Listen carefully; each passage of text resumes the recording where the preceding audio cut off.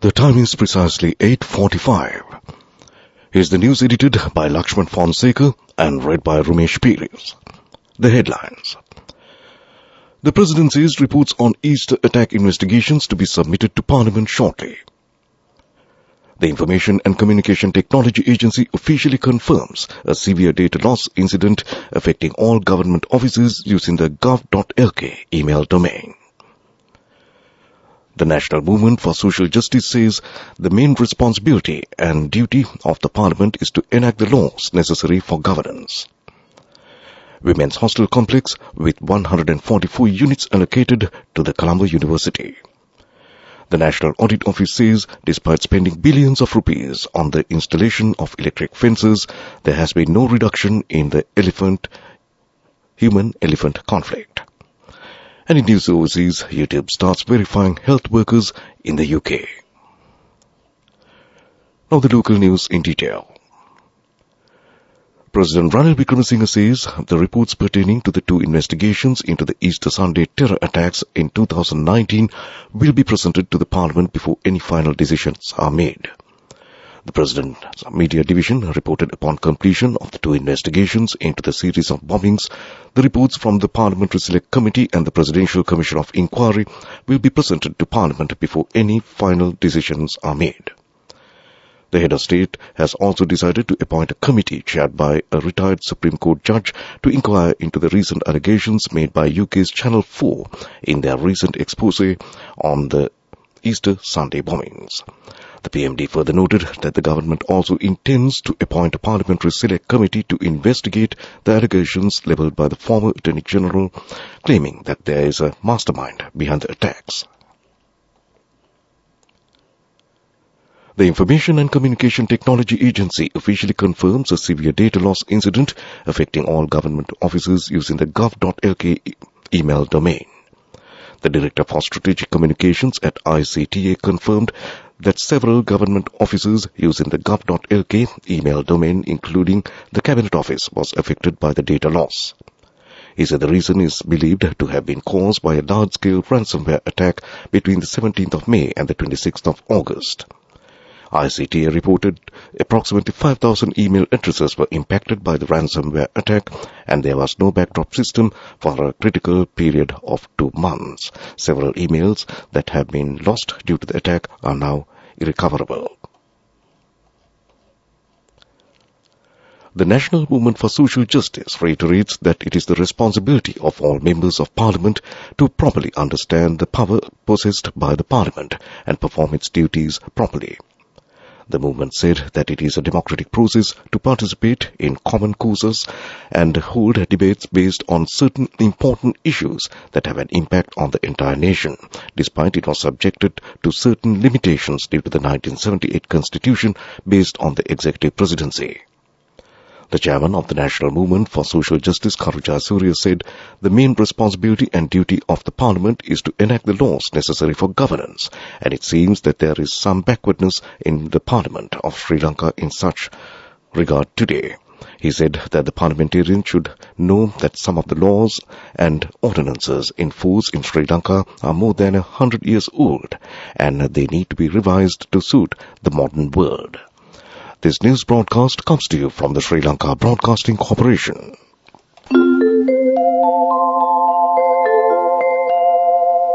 Next Gen Lifestyle க்கு set ஆகும் digital banking partner peoples bank.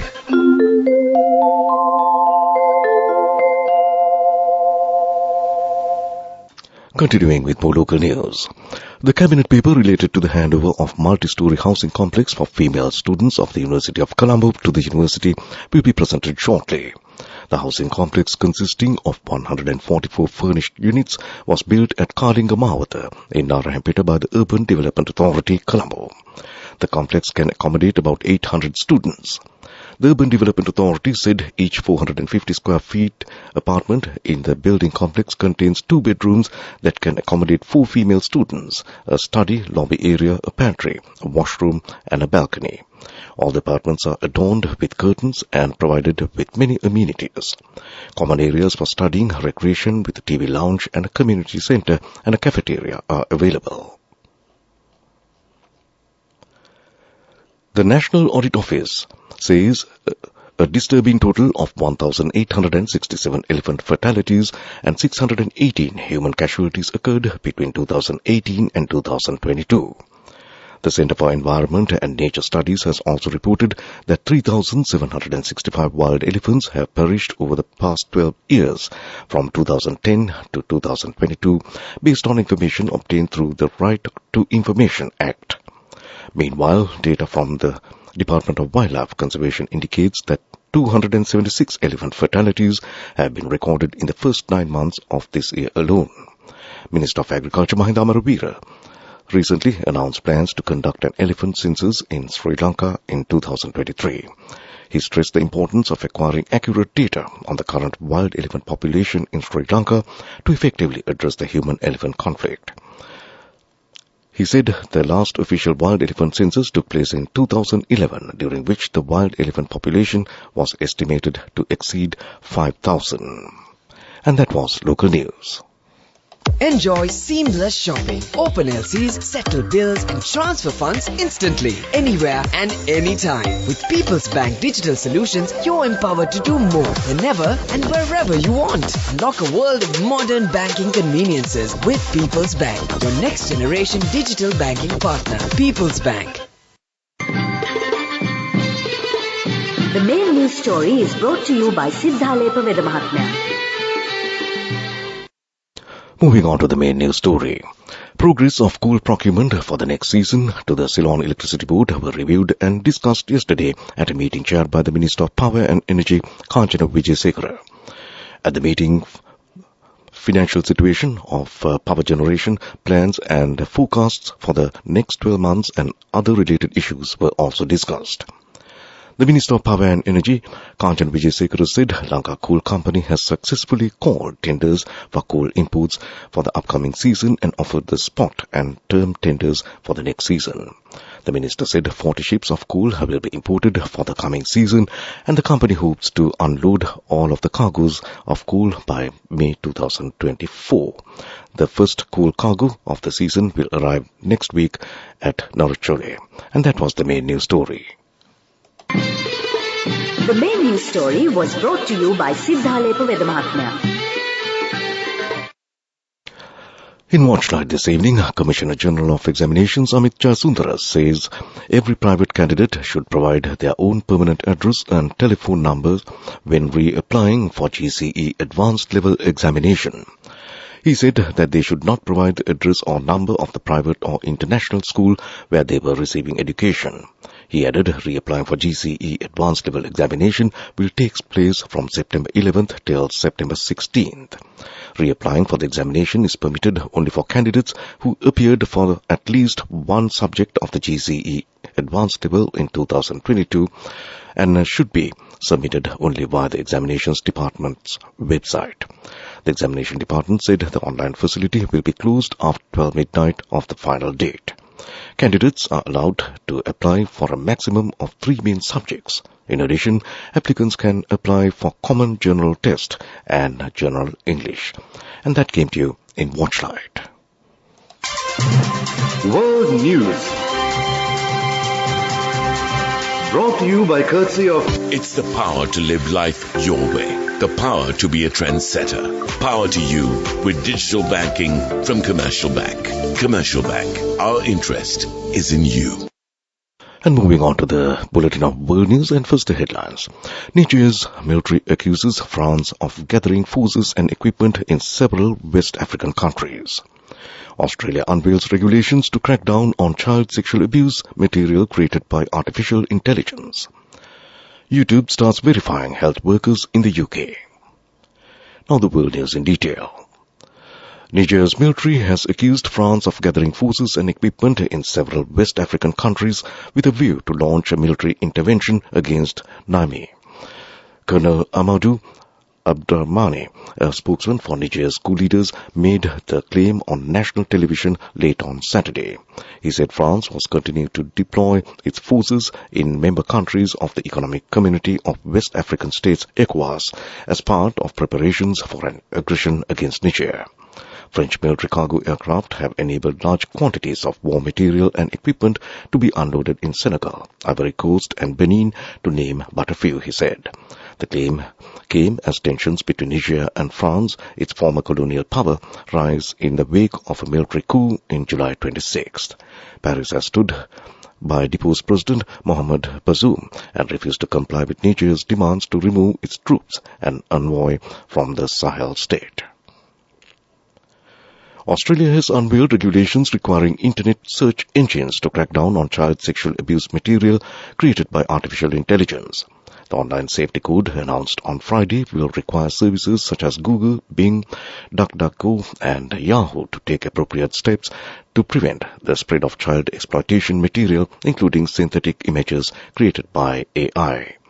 The announcement comes after a safety commissioner delayed the implementation of an earlier version of the code in June after Microsoft and Google introduced AI functionality for their internet search engine services. E-Safety Commissioner Julian Iman Grant said the code was a great example of how regulators and tech firms could work together to make the internet more safe. YouTube has launched a verification system for healthcare workers in the UK as it battles disinformation online. In 2022, health videos were viewed more than 3 billion times in the UK alone on the video sharing platform. Doctors, nurses and psychologists have been applying for the scheme since June and must meet rigorous criteria set by the tech giant to be eligible. Successful applicants will have a badge under their name identifying them as a genuine licensed healthcare worker. But YouTubers have warned the system is only meant for education purposes, not to replace medical advice from your GP. Back to the headlines of the world news. Niger's military accuses France of gathering forces and equipment in several West African countries. Australia unveils regulations to crack down on child sexual abuse material created by artificial intelligence. And YouTube starts verifying health workers in the UK. And that concludes World News. World News. Brought to you by courtesy of... This message is for all the kids between the ages of 4 and 16 who love to draw. Commercial Bank's Arunalu Sittam is back once again. This time, the competition is also open to Sri Lankan kids currently living abroad. First, second and third place prizes will be awarded along with special merit and merit certificates. For more information, visit the Commercial Bank website. We have so many prizes to be won. Moving on to development news, small paddy millers will be able to get a loan for 16% from the Bank of Ceylon and People's Bank from September 1st to buy paddy during the current Yala season. The Finance Ministry said the two state banks will give 4,000 billion rupees of loans at 16% and the government will give a 4% interest subsidy. He said mill owners with a daily milling capacity of 25 tons or less could get up to 50 million rupees through a pledge loan. The loan will have to be repaid in 180 days. And that was development news. Moving on to sports news, the ticket prices for the C&D upper and lower blocks at the R. Premadasa Stadium have been reduced for the remainder of the Asia Cup. Sri Lanka Cricket said the high ticket prices for the Sri Lanka leg of the Asia Cup organised by the Pakistan Cricket Board had been a talking point even before the tournament began. Sri Lanka Cricket added it was reflected in the poor attendance seen at the Pallekele International Stadium and R. Premadasa Stadium so far in the tournament. Even the marquee India versus Pakistan Super 4 match had a relatively low turnout, with large sections of the upper pavilions empty. Sri Lanka Cricket announced C&D upper tickets will be priced at 1,000 rupees, while tickets for the C&D lower stands will be available for 500 rupees. And that was sports news. Go ekak thiyana youth eකට life එකේ change එකට නියමෙට set වෙන්න ඇස් වහගෙන දැකපු ගින හැබැයි කරන්න youth එකට නියමෙට set වෙන්න friendship එක මෙන්න. The all new NSB Ithru Mithru account, NSB IM, a plan for your dream. Business News. Sponsored by National Savings Bank, the safest place for your money. And in business news, the government has issued 538 soft school licenses under regulations started in 2022 to support the tourism sector. State Minister for Finance Ranjit Siambalapitiya told Parliament it was issued under a Gazette notification in 2022 on a request by the tourism industry to promote tourism. The government began issuing soft liquor licenses. He added 538 soft liquor licenses were issued and anyone with a tourist permit will be able to apply for this license for their restaurants. According to the World Health Organization report, since 2004, Sri Lanka's illegal alcohol sales have gone up by 500% compared to 50% legal sales, he added. Business News, sponsored by National Savings Bank, the safest place for your money. Go එකක් තියන youth එකට life එකේ change එකට නියමෙට set වෙන්න ඇස් වහගෙන දැකපු හීන හැබැයි කරන්න youth එකට නියමෙට set වෙන friendship එක මෙන්න The all-new NSB Ithru account. NSB IM, a plan for your dream.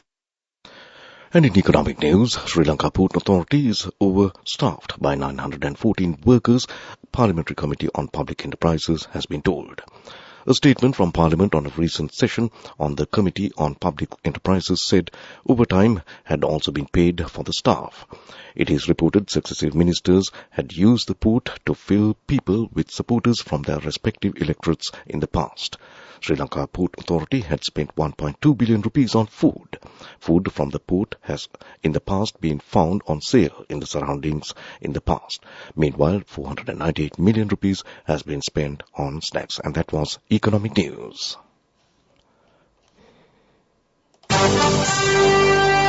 Weather report. And finally, moving on to the weather report, showers or thunder showers will occur at times in the western, Sabaragamuwa, southern and northwestern provinces and in the Kandy and Nuwara districts.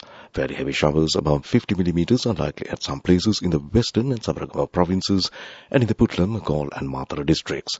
A few showers may occur in the Mana, Vaunia and Anuradhapura districts. Showers or thunder showers may occur at several places in the Uva province and in the Batiklo, Ampara districts during the evening or at night. Fairly strong winds, about 40 to 45 kilometers per hour, expected at times on the western slopes of the Central Hills, northern, north central and northwestern provinces, and in Trincomalee and Hambantota districts. And that was the weather report. And to conclude this news broadcast, a recap of the main news headlines. The Presidency's reports on Easter attack investigations to be submitted to Parliament shortly.